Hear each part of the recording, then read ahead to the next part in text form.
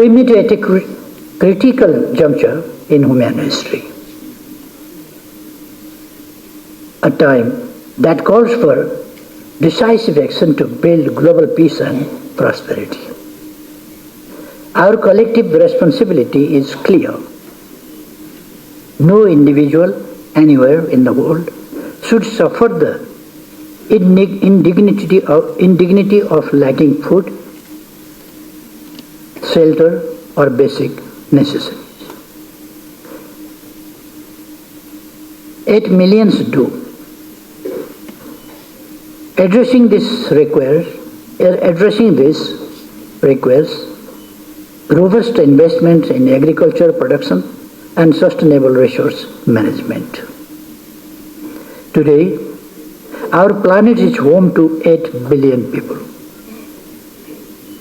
The global fertility rate stands at 2.2, and 10% of the population is aged 65 or older. In some regions, such as East Asia, Europe, and Northern America, this figure extends 20%. The rise in life expectancy should not be viewed as a fault, but celebrated as a remarkable achievement, an outcome of policies aimed at ensuring healthier, longer lives. Therefore, in my opinion, aging individuals should never be regarded as a burden. Rather, they represent a natural and anticipated consequences of social progress. The global fertility rate is not at an alarming level. However, overly cautious young couples are increasingly opting to limited births unnecessarily. A few decades ago, the policy of "we two, ours too" was widely advocated. Even in today's context, this approach should play a constructive role in sharing balanced and sustainable population policies. Ladies and gentlemen, these demographic transformations are profoundly reshaping the future of our societies, calling for innovative strategies and forward-thinking policies and address the emerging challenges and opportunities. Despite the remarkable progress of human civilization, deep divides persist: economic, social, and geographic, continuing to marginalize millions. These gaps fuel inequality and conflict. To grow and prosper as a global community, we must focus on uplifting the most vulnerable among us. Migration and defining trend of our era reflects the search for opportunity and hope. Yet, its management remains a pressing challenge. It demands a coordinated, humane, and sustainable approach, underscoring the necessity of global collaboration. This conference is uniquely positioned to address these critical issues. At a time when fertility rates are declining and populations are aging, especially in Asia, we must explore the implications for our economies, societies, and welfare systems.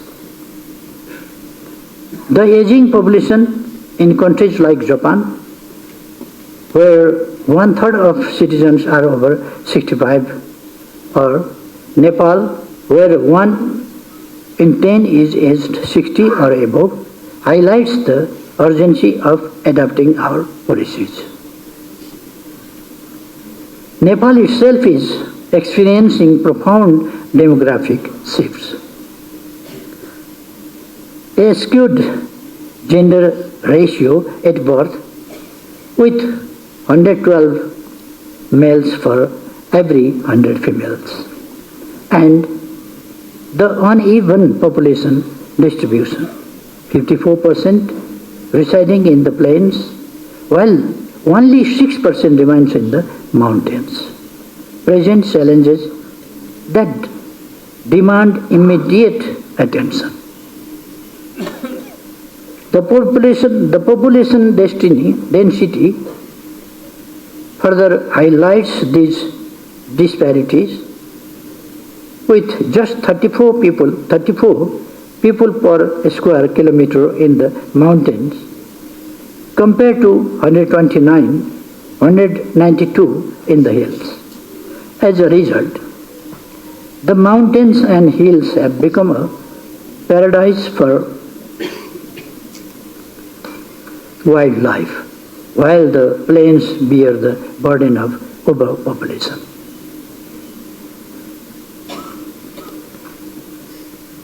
This necessitates the adoption of equitable and inclusive development policies to encourage individuals to remain in their places of birth. It is essential to ensure the availability of daily necessities. Moreover, we must not overlook the intricate correlation between development and population density, as it plays a pivotal role in shaping sustainable growth. I am confident that this forum will offer valuable insights to help us address the disparities. This conference also makes a significant milestone as we approach the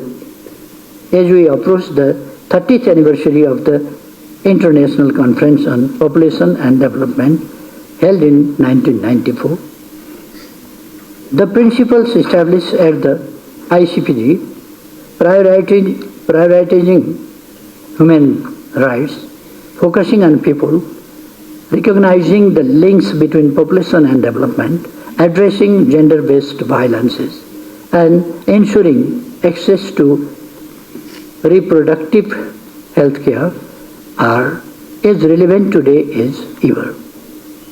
They urge us to persist in advocating for sustainable population and development policies that uphold these enduring values. In the wake of the COVID-19 pandemic, the vulnerabilities of our societies have been starkly revealed. This moment calls for reflection and renewed action to integrate population issues into broader social, economic, and political strategies. Similarly, the looming threat of climate change demands urgent global cooperation to ensure we leave a healthy planet for future generations. Ladies and gentlemen, I firmly believe this conference presents an invaluable platform for governments, academics, and development partners to reassess progress, exchange experiences, and strategies for the future. It is only through collective efforts that we can institutionalize solutions within our governance system, ensuring sustainable and long-term impact. For us, achieving the Sustainable Development Goals is synonymous with realizing our national aspiration, prosperous Nepal, happy Nepali. We envision prosperity as inclusive economic growth built on the foundation of equity. This means creating a level playing field for all, ensuring equitable access to quality education and healthcare as fundamental rights, strengthening social safety nets and empowering marginalized communities. For Nepal, the happiness of our people is the ultimate measure for democratic success. To us, happiness represents human development and well-being rooted in shared prosperity. It is reflected in access to justice, protection of human rights, and economic opportunities for every individual. Achieving this vision demands more than dialogue. It calls for decisive action. Let us commit ourselves to translating these aspirations into tangible outcomes. Technology, innovation, and capital must serve humanity, not just profit. As we mobilize these resources, let us commit to narrowing the gap between rich and poor, creating a world where dignity, health, and hope are universal rights. Above all, our efforts must remain steadfastly focused on serving both people and the planet. Friends, Nepal, the land of Mount Everest, the birthplace of Buddha, and the sacred home of ancient wisdom, teaches us real resilience, compassion, and unity. Let these values guide our deliberations.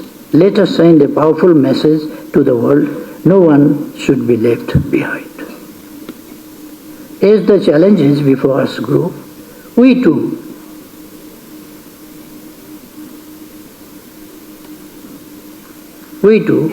there's the potential for solutions. I trust in your wisdom and leadership to address these pressing issues. Together we can build a more harmonious and prosperous world. Thank you, and I wish you a successful conference and a pleasant stay in Kathmandu. All the best. Thank you.